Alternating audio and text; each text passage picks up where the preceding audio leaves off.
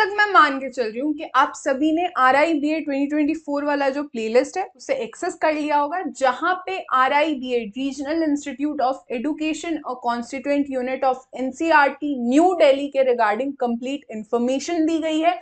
RI में BEd के लिए एंट्रेंस एग्जामिनेशन कैसे कंडक्ट होता है, क्या पेपर पैटर्न होता है, कंप्लीट सिलेबस डिटेल आपको इसी प्लेलिस्ट के थ्रू मिल जाएगी। इसके अलावा एक छोटा सा ब्रीफ इंट्रोडक्शन मैं बता दे रही हूँ कि जो RI BEd का एंट्रेंस एग्जामिनेशन वाला क्वेश्चन पेपर है वो 3 पार्ट्स में डिवाइडेड होता है, language proficiency, teaching aptitude and reasoning ability, जिसमें से आज हम लैंग्वेज प्रोफिशिएंसी के 20 क्वेश्चंस को प्रैक्टिस करेंगे और उसके सही आंसर्स को डिस्कस करेंगे। टीचिंग एप्टीट्यूड और रीजनिंग एबिलिटी के 30 क्वेश्चंस होते हैं। So without any ado let's start it.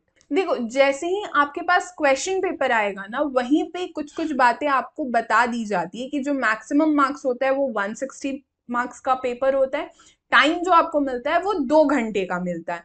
जैसे ही थोड़े से पेपर को आप नीचे में देखोगे तो 0.5 पे आपको ये बात बता दी जाती है कि हर एक सही आंसर जो है वो 2 मार्क्स कैरी कर रहा है। अगर आप गलत आंसर को टिक करोगे तो आपके 1/4 यानी 0.5 जो है वो डिडक्ट हो जाएंगे। क्वेश्चन नहीं अटेम्प्ट करने पे आपके कोई मार्क्स डिडक्ट नहीं होंगे।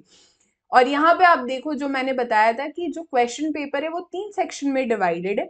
पहला जो लैंग्वेज प्रोफिशिएंसी है उसके क्वेश्चन आपको सिंगल लैंग्वेज में देखने को मिलेंगे। टीचिंग एप्टीट्यूड और रीजनिंग एबिलिटी के बाईलिंगुअल यानी हिंदी और इंग्लिश दोनों में ही क्वेश्चंस आपको देखने को मिलेंगे। लैंग्वेज प्रोफिशिएंसी 20 क्वेश्चंस और बाकी दोनों 30 क्वेश्चंस, 30 क्वेश्चंस आते हैं। सो पार्ट ई जो लैंग्वेज प्रोफिशिएंसी का क्वेश्चन है, देखो क्वेश्चन नंबर 1 to 5 के लिए यहाँ पे इंस्ट्रक्शन दिया हुआ है कि यहाँ पे एक छोटा सा पैसेज है। अब इस पैसेज को देखो पढ़ने का क्या तरीका है। अडल्ट के लिए क्या इंस्ट्रक्शन है, 2 टेबल स्पूनफुल्स। चिल्ड्रन के लिए क्या इंस्ट्रक्शन है, अकॉर्डिंग टू देयर एज। 10 से 14 साल के बच्चे तो उनके लिए 4 टी स्पूनफुल्स है। अगर 6 से 10 साल के बच्चे तो 2 टी स्पूनफुल्स है। 3 से 6 साल के बच्चे तो 1 टी स्पूनफुल्स है। अगर आप चाहो तो हर डोज को आप बढ़ा सकते हो आधे से 1 घंटे में। सॉरी, हर डोज को आपको देना है आधे से 1 घंटे में। अगर जरूरत पड़े तो 8 डोज तक आप दे सकते हो। रिलीफ न आए 2 दिन में तो आपको फिजिशियन से कंसल्ट करना चाहिए, ठीक है। शेक वेल बिफोर यूज, यानी यूज करने से पहले आप उसे शेक करोगे। अब देखो क्वेश्चन, देखो क्या दिया हुआ है यहाँ पे कि हमें मेडिकेशन लेने से पहले क्या करना चाहिए। क्या हमें उसे मिक्स करना चाहिए, हीट करना चाहिए, या फिर उसमें पानी ऐड करनी चाहिए, या फिर डॉक्टर को दिखाना चाहिए। हमें कोई भी मेडिकेशन अगर हम लेते हैं तो हमें सबसे पहले डॉक्टर को दिखाना चाहिए। डॉक्टर को दिखाने के बाद ही हम उस मेडिकेशन को कंटिन्यू करेंगे। अब देखो यहाँ पे दूसरा क्वेश्चन क्या कहता है कि किसके लिए 2 टीस्पूनफुल्स रिकमेंड किया गया है। अब यहाँ पे देखो 2 टीस्पूनफुल्स जो है वो 6 से 10 साल के बच्चे के लिए रिकमेंड किया गया है। तो इसका सही आंसर क्या होगा, 6 से 10 साल का बच्चा।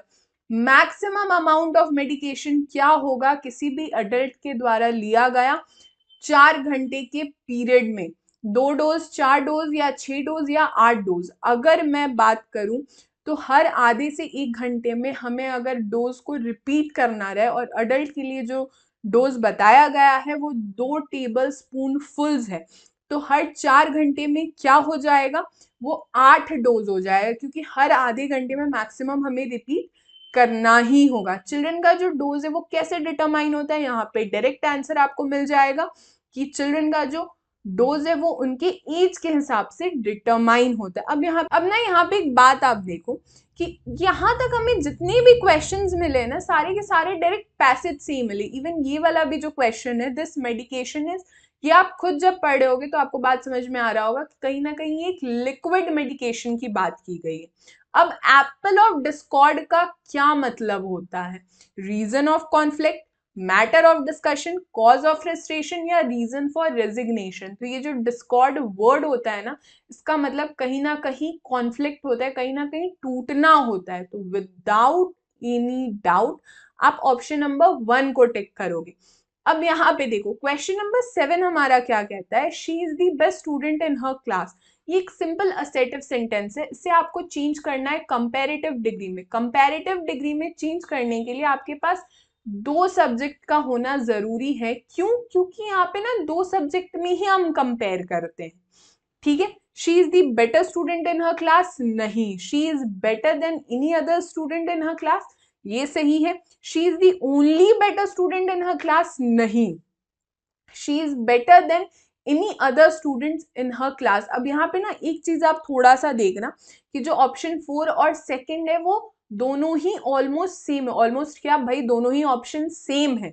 तो जो हमारा ऑप्शन नंबर 4 है ना, she is better than any other student in her class, वो सही होगा। रीजन क्या है, यहाँ पे दो सब्जेक्ट के रिगार्डिंग बात की गई है और जो स्टूडेंट है यानी शी है उसे कंपेयर किया गया है अदर स्टूडेंट्स को दूसरा सब्जेक्ट बना के। अब यहाँ पे प्रीपोजिशन के रिगार्डिंग बात की गई है कि one should adhere dash the elders advice, for, with, या फिर टू या बाय। तो यहाँ पे जो करेक्ट प्रीपोजिशन होगा वो टू होगा। क्यों टू होगा? क्योंकि यहाँ पे एक जन को, मतलब आप समझ रहे हो, यहाँ पे अडहेयर के साथ जो है ना वो टू ज्यादा सूटेबली फिट होगा, ठीक है। यहां तक बातचीत। अगर हम क्वेश्चन नंबर 9 को देखें, मीनिंगफुल सेंटेंस यहाँ पे हमें कंस्ट्रक्ट करना है। अब देखो, जैसे ही ये चार सेंटेंसेस को पढ़ोगे ना, सबसे पहले क्यू वाले सेंटेंस में द फोर्स ऑल्सो, यहाँ पे कहीं ना कहीं द यानी आर्टिकल आ गया है। तो इस वाले फोर्स को यानी इस वाले सेंटेंस को हम एज अ फर्स्ट सेंटेंस भी यूज कर सकते हैं। तो द फोर्स ऑल्सो। अब इसके बाद हमें देखना होगा the force also protects of law abiding and the properties। तो obviously the force also protects होगा, ठीक है, of law abiding people, ठीक है। इसके बाद देखो the force also protects the lives of law abiding people and the properties। तो ऑप्शन नंबर 4 जो है वो हमारा कहीं ना कहीं करेक्ट होगा। देखो, एनिलिएट का जो मतलब होता है ना वो कहीं ना कहीं चीजों को दिखाना, इस टाइप से हम इसके मीनिंग को समझते हैं, ठीक है। अगर मान लो ऑप्शन नंबर 1, 2 और 4 के रिगार्डिंग आपको नहीं भी पता है और कंजर्व के रिगार्डिंग आपको पता है कि उसे संभाल के रखना होता है। कंजर्व का मतलब होता है कि हम चीजों को संभाल रहे, चीजों को कंजर्व कर रहे हैं, ठीक है, तो भी आपके ऑप्शन यहाँ पे करेक्ट हो जाएंगे। अब देखो यहाँ पे ट्रिक क्या है ना कि आपको एनिलिएट का मतलब कम से कम पता होना चाहिए। एनिलिएट की जो वोकैब है उसके लिए आपको करना क्या होगा कि वोकैब की आपको प्रैक्टिस करनी होगी, ठीक है। आप जब तक प्रैक्टिस करोगे नहीं तब तक आपको एनिलिएट का मतलब नहीं पता होगा। देखो स्टूडेंट्स, अगर सिनोनिम्स और एंटोनिम्स के क्वेश्चंस को प्रैक्टिस करना है या उसे कैटर करना है, आपके पास दो ऑप्शन है। या फिर तो इस क्वेश्चन को छोड़ दो अगर आपको बिल्कुल ही नहीं आता है, क्योंकि तुक्का मारने का यहाँ पे कोई मतलब नहीं है, ठीक है। यहाँ तक बातचीत। अब क्वेश्चन नंबर 11 to 15 के लिए भी हमारे पास एक पैसेज दिया गया है। यहाँ पे पैसेज क्या है, एक रिसर्च के रिगार्डिंग है कि एक रिसर्च क्या सजेस्ट करती है कि एनिमल के पास ज्यादा high level of brain power होती है जितना कि पहले सोचा जाता था। अगर एनिमल्स के पास इंटेलिजेंसी यानी बुद्धिमत्ता होती है तो साइंटिस्ट इसे मेजर कैसे करते हैं? तो एनिमल्स की जो इंटेलिजेंसी है ना यानी बुद्धि है, उसे डिफाइन करने से पहले साइंटिस्ट ने डिफाइन किया है कि क्या इंटेलिजेंसी नहीं है। इंस्टिंक्ट जो होती है वो बिल्कुल ही इंटेलिजेंसी नहीं होती, ये एक स्किल प्रोग्राम्ड होती है एनिमल्स के ब्रेन में जो कि जेनेटिक हेरिटेज से होती है। रोट कंडीशनिंग भी किसी भी तरीके की इंटेलिजेंसी नहीं है। ट्रिक्स जो है वो रिपीटेशन के थ्रू समझा लर्न किया जा सकता है, कोई भी रियल थिंकिंग इसमें इन्वॉल्व नहीं होती। अब क्यूइंग क्या होती है? क्यूइंग जो होती है ना वो किसी भी एनिमल को लर्न करना होता है करके या नहीं करके कुछ चीजों को, किसी भी आउटसाइड सिग्नल्स को फॉलो करके जहां पे कुछ भी डेमोन्स्ट्रेट इंटेलिजेंसी नहीं होती है, ठीक है। साइंटिस्ट क्या बिलीव करते हैं कि जो इंसाइट होती है द या फिर the ability to use tools and communication using human language are also effective measures, ठीक है।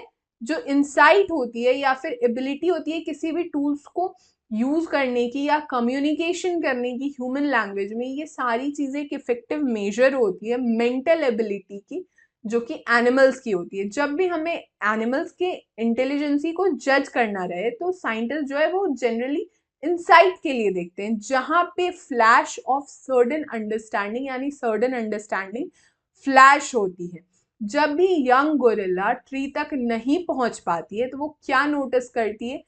क्रैच स्कैटर्ड, यानी जो लॉन होता है ना उनके नियर बाय ट्री वगैरह कुछ स्कैटर्ड वो नोटिस करती है, जिससे देख कर, जिसकी पिरामिड बनाकर वो क्लाइंब कर करके अपने ट्री तक वो पहुंच जाती है। अब यहाँ पे गोरिल्ला ने क्या किया है कि इनसाइट को फॉलो किया है, ठीक है। वो कैसे फॉलो किया है? ट्रायल एंड एरर मेथड से। होपफुली पैसेज आपको क्लियर है। अब देखो यहाँ पे ना क्वेश्चन समझो। इन दी पैसेज साइंटिस्ट ने क्या डिफाइन किया है इनसाइट को? यहाँ पे देखो डायरेक्ट क्वेश्चन है, फ्लैश ऑफ सडन अंडरस्टैंडिंग, ठीक है। तो यहाँ पे हमारा जो क्वेश्चन का आंसर है, जरूरी नहीं है कि हमें पैसेज से ही मिलेगा, हमें एक प्रॉपर जो ऑप्शंस है उससे गो थ्रू करना होगा। साइंटिस्ट ने इनसाइट को क्या बता रखा है कि वो एक इंट्यूशन होती है, ठीक है। Upsurge as it is used in the passage, it almost nearly means, जो अपसर्ज होती है जो कि पैसेज में यूज किया गया है, इसका मतलब क्या होता है? A well known amount, a decreasing amount and immeasurable amount. देखो यहाँ पे एक बात मैं बता रही हूँ, अपसर्ज का मतलब होता है ना कि इंक्रीजिंगली लार्ज अमाउंट, यानी लगातार इंक्रीज करता जा रहा है कोई एक अमाउंट, ठीक है। अब देखो क्वेश्चन नंबर 13 हमें क्या बताता है कि स्कैटर का जो वर्ड है उसका अपोजिट मीनिंग क्या होता है? स्प्रिंकल, डिस्पर्स्ड या डिसिमिनेटेड। तो स्कैटर का मतलब होता है छितराना, तो स्प्रिंकल मतलब वो भी ऑलमोस्ट हम लोग जब आप स्प्रिंकल करते हो तो आप देखते हो कि एक जगह पे नहीं रहता है। डिस्पर्स का भी मतलब ऑलमोस्ट सेम होता है और डिसेमिनेटेड का भी मतलब सेम ही होता है। तो जो क्वेश्चन नंबर 13 है उसका जो सही आंसर होगा वो कंडेंस्ड होगा। अब यहाँ पे पूछा गया है कि एनिमल्स में क्यूइंग क्या है, तो यहाँ पे देखो जो डायरेक्ट आंसर यहाँ पे मुझे क्यूइंग के बारे में मिला है कि क्यूइंग वो होता है जो एनिमल्स कुछ सीखते हैं करके या नहीं करके, bye following outside the signals, ठीक है, जो कि उन्हें डेमोन्स्ट्रेट नहीं करती है किसी भी तरीके की इंटेलिजेंसी को। देखो यहाँ पे दिया हुआ है direct option, learning to do और not to do things by following outside signals, ठीक है। न्यू रिसर्च क्या सजेस्ट करती है हमें? यहाँ पे हमें ये पता चलता है कि एनिमल्स जो है उनकी क्या हायर लेवल ऑफ रीजनिंग होती है, एनिमल्स रीजन क्या नहीं कर सकते हैं, क्या एनिमल्स के पास higher level of brain power होती है जो कि इससे पहले सोचा गया नहीं था, animals can reason like human beings, या फिर एनिमल जो है वो ह्यूमन बींग्स की तरह रीजन कर सकते हैं। यहाँ पे क्या है कि ऑप्शन नंबर जो 3 है ये डायरेक्ट आंसर आपको मिल जाएगा पैसेज के शुरुआत में ही। तो इस तरीके से जब आप देखोगे ना पैसेज को तो आपको बातचीत समझ में आ जाएगी कि जो अधिक क्वेश्चंस होते हैं ना पैसेज के वो पैसेज से ही होते हैं, अगर एक दो क्वेश्चंस हम हटा दें वोकैब की, ठीक है। यहां तक बातचीत। अब अगर हम आगे बढ़े क्वेश्चन नंबर 16 को देखें तो यहाँ पे अप्रोप्रिएट प्रीफिक्स यानी शब्द से पहले जो लगता है शब्द उसे ढूंढने को कहा गया है। तो क्वेश्चन नंबर 16 जो होगा वो या फिर तो अन होगा, मिस होगा, डी होगा या डिस होगा। तो कल्चराइजेशन से पहले अन यूज होता है, अनकल्चराइजेशन, ठीक है। अब यहाँ पे देखो इनकरेक्ट सेंटेंसेस को चूज करने कहा गया है, ठीक है। I have heard him issuing the statement. Never did I attend the meeting. She said that she would complete the task. Only one of my friend has arrived on my request. अब यहाँ पे देखना कि कभी भी मैंने meeting attend नहीं करी, इससे हम इस तरीके से नहीं लिख सकते हैं क्योंकि ये जो डिड वर्ड है ना इससे पहले एक सब्जेक्ट का आना जरूरी है। तो ऑप्शन नंबर 2 जो है वो सबसे गलत सेंटेंस है। अब क्वेश्चन नंबर 18 हमारा क्या है? Choose the correct word to be used in the blank. Using the writings of another person in one's writing without acknowledge is an act of stealing है, copying है, या फिर प्लेगैरिज्म है, या फिर काउडाइज है। तो अगर हम किसी भी पर्सन के राइटिंग को यूज करते हैं बिना कोई अक्नॉलेजमेंट उन्हें दिए तो उसे हम प्लेगैरिज्म कहते हैं, ठीक है। ये बात आपको मालूम होना चाहिए। अब यहाँ पे देखो आपको सही ट्रांसफॉर्म करना है किसी भी एक्सक्लेमेटरी सेंटेंस को एक असर्टिव सेंटेंस में। यहाँ पे क्या है? Oh what a beautiful sight, with the exclamatory mark. अब यहाँ पे देखो व्हाट अ ब्यूटीफुल साइड, ये तो सबसे पहले नहीं होगा, क्यों? क्योंकि यहाँ पे ऑलरेडी एक्सक्लामेटरी मार्क है। It is a very beautiful side. ये भी नहीं होगा क्योंकि वेरी का कहीं इस्तेमाल नहीं किया गया है, ठीक है। It is a very beautiful side. Option number 4 भी नहीं होगा क्योंकि यहाँ पे एक्सक्लामेटरी मार्क है। ऑप्शन नंबर 3 क्यों होगा? क्योंकि यहाँ पे फुल स्टॉप है। It is a beautiful side. Same sentence है जो कि एक्सक्लामेटरी सेंटेंस में यूज हुआ है। अब पोवर्टी का जो है वो वर्ब फॉर्म क्या होगा, यानी क्रिया क्या होगी? तो वो होती है पुअर, ठीक है। यहाँ पे हमारे 20 क्वेश्चंस कंप्लीट होते हैं। होपफुली आप सभी को समझ में आया होगा। बाकी डेली वाइज के बहुत से सेमिनार होते हैं, बहुत से स्टूडेंट्स मीटअप होते हैं, जहाँ पे अभिलाष सर खुद टीचर एडुकेशन के रिगार्डिंग चर्चा करते हैं, बीएड एंट्रेंस एग्जामिनेशन के रिगार्डिंग चर्चा करते हैं। इन सारे चीज़ों के रिगार्डिंग आपको इन्फॉर्मेशन हमारे टेलीग्राम ग्रुप पे मिलती रहेगी, टीचर एडुकेशन रिसोर्स। यहाँ पे टीचर एडुकेशन से related, various B Ed entrance examination से रिलेटेड भी आपको क्विक अपडेट्स यहीं पे आपको मिलती रहेगी। टेलीग्राम ग्रुप की लिंक मैं नीचे डिस्क्रिप्शन बॉक्स में दे दूंगी, साथ ही मैं कॉमेंट में भी पिन कर दूंगी। इसके अलावा आप हमारे ऑफिशियल वेबसाइट पे भी विजिट कर सकते हो www.delhibytes.in, या फिर प्ले स्टोर से आप हमारा एप्लीकेशन भी डाउनलोड कर सकते हो। बाकी अगर आपको टीचिंग एप्टीट्यूड के क्वेश्चंस को भी सॉल्व करके डिस्कस करते हुए आप देखना चाहते हो, या फिर रीजनिंग एबिलिटी के भी क्वेश्चंस को आप देखना चाहते हो, तो हमारी सेम प्लेलिस्ट को एक्सेस कीजिए। वहां पे टीचिंग एप्टीट्यूड और रीजनिंग एबिलिटी के भी क्वेश्चंस आपको मिल जाएंगे। इसके अलावा आरआई बीएड की प्रिपरेशन के लिए आप हमारे एप्लीकेशन को डाउनलोड कीजिए, जहां पे आरआई बीएड का कंप्लीट कोर्स ऑलरेडी प्रोवाइडेड है, जहां पे कंप्लीट सिलेबस कवरेज दी गई है। जैसे कि आरआई बीएड का सिलेबस पैटर्न है, नोट, स्टडी मटेरियल्स प्रोवाइड किए गए हैं, रिकॉर्डेड लेक्चर सीरीज दी गई है तीनों सब्जेक्ट की, मॉक टेस्ट प्रोवाइडेड है। मॉक टेस्ट और लेक्चर दोनों ही सेम प्राइस पे आपको प्रोवाइड किया गया है। इवन सब्जेक्ट वाइज क्विजेज भी दी गई है। और इस पूरे कोर्स की जो डिजाइनिंग है उसे हमारे क्वालिफाइड फैकल्टीज ने कर रखा है। So this will be all about this lecture. हमारे सारे सोशल मीडिया के लिंक्स नीचे डिस्क्रिप्शन बॉक्स में अवेलेबल हैं। Do subscribe daily bytes. Thank you so much. God bless you all.